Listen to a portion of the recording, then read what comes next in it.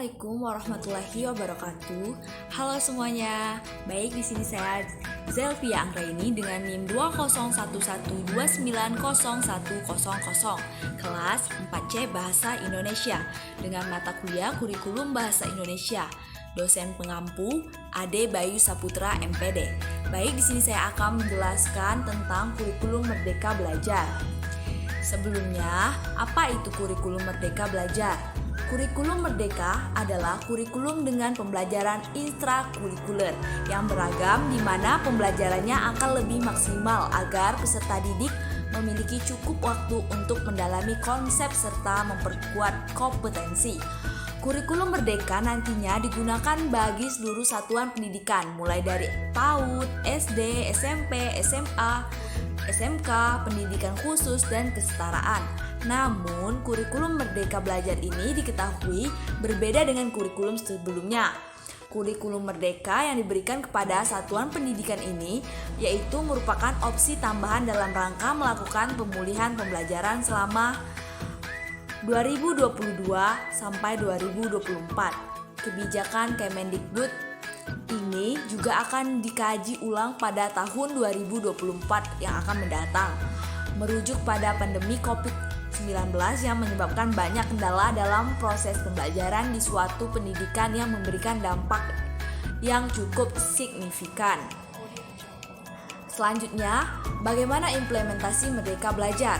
Nah, bagaimana implementasi Merdeka Belajar di sekolah? Implementasi dari program Merdeka Belajar di masa pandemi memberikan keleluasaan kepada guru untuk membuat rencana tindakan pembelajaran dalam meningkatkan inovasi serta menjalankan rencana pembelajaran. Tidak menuntut harus tercapainya kompetensi dasar yang sudah dirancang dalam silabus yang dijabarkan dalam RPP. Selanjutnya, berdasarkan pada dokumen buku Merdeka Belajar, berikut ini adalah sejumlah manfaat dalam penerapan kurikulum Merdeka Belajar. Yang pertama, kepala sekolah, guru, orang tua, dan pemerintah daerah dapat bersama-sama mencari solusi yang efektif, efisien, dan cepat terhadap kondisi, tantangan, dan permasalahan pendidikan di masing-masing sekolah, khususnya dalam rangka meningkatkan kualitas proses belajar siswa. Yang kedua, kepala sekolah, guru, orang tua, dan pemerintah daerah dapat memiliki tanggung jawab secara langsung pada pengelolaan pendidikan di sekolah pada daerahnya masing-masing. Selanjutnya, adapun tahap implementasi kurikulum Merdeka. Yang pertama ada kurikulum prototipe sebagai opsi pemulihan pembelajaran. Yang kedua, ada tahapan implementasi IKM.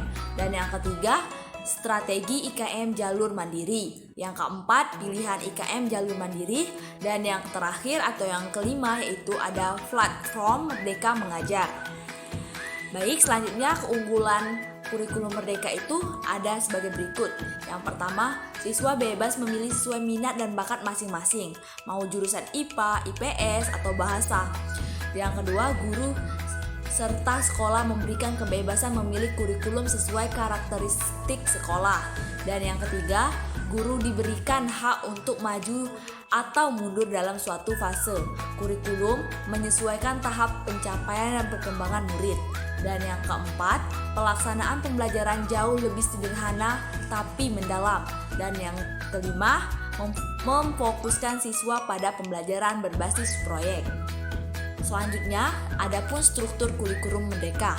Yang pertama, kurikulum Merdeka memiliki dua struktur khusus, yaitu kegiatan yang bersifat intrakurikuler dan kegiatan yang bersifat proyek baik serta secara perseorangan maupun kelompok yang proses penerapannya diserahkan sepenuhnya kepada sekolah maupun tenaga pendidik tiap mata pelajarannya.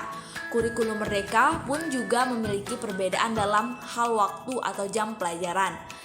Jika kurikulum 2013 lebih menghitung jumlah jam pelajaran berdasarkan hitungan minggu, maka di kurikulum prototipe menghitung jam pelajaran berdasarkan tahun. Dengan waktu jam pelajaran yang berdasarkan tahun ini akan memudahkan pihak sekolah untuk mengatur aktivitas pembelajaran.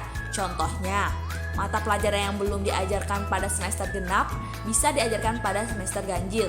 Demikian pula sebaliknya, atau menyesuaikan jam pelajaran setiap tahunnya. Selanjutnya, tahapan implementasi penerapan kurikulum merdeka. Kemendikbud Republik Indonesia melalui Direktur Jenderal Guru dan Tenaga Kependidikan, Dr. Iwan Syahril, PhD, mengatakan terkait pilihan implementasi kurikulum merdeka, Kemendikbud telah menyiapkan jalur untuk membantu tahap kesiapan setiap satuan pendidikan. 3 jalur tersebut sudah disesuaikan dengan kondisi dan situasi dari masing-masing satuan pendidikan, yaitu salah satunya belajar mandiri atau mandiri belajar. Selanjutnya, mungkin itu saja yang bisa disampaikan. Jika ada yang salah, saya mohon maaf. Saya akhiri. Wabillahi taufik wal hidayah. Wassalamualaikum warahmatullahi wabarakatuh. Terima kasih.